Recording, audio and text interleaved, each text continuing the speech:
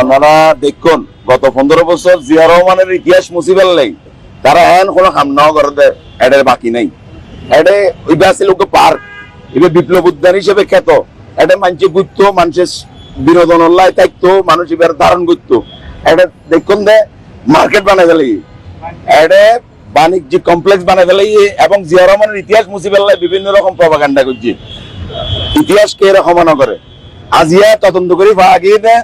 এই সামনে শুধু 25 খান দোয়ানত 30 কোটি টাকা অবৈধভাবে 30 কোটি টাকা 3 জন মানুষে লোপাট করে লগিয়ে খালিয়া মেয়র, নতুন মেয়র খালি হারাল্লা সম্বর্ধনা প্রোগ্রাম আছিল।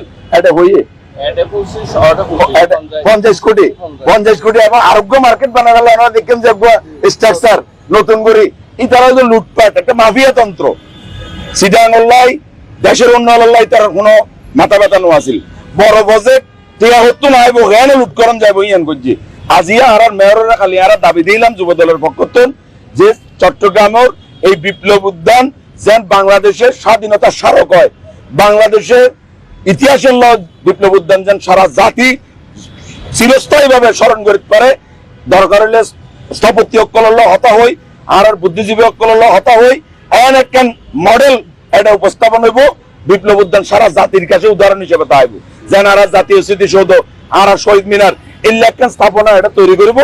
মেয়রের হতা দিয়ে ইনশাল্লাহ বিপ্লব উদ্যান বাংলাদেশের ইতিহাসের ভাস্কর হিসেবে তাইব। এটা লুটের কলেজ জায়গা হইব এবং যারা এটা লুটপাটের জড়িত আছিল তারা অবশ্যই আইনের আওতা টানি কঠোর বিচার ব্যবস্থা গ্রহণ করবে। ইতিহাস ধ্বংস করছে, যারা লুটপাট করছে তারা কঠোর বিচারের দাবি আর জানে।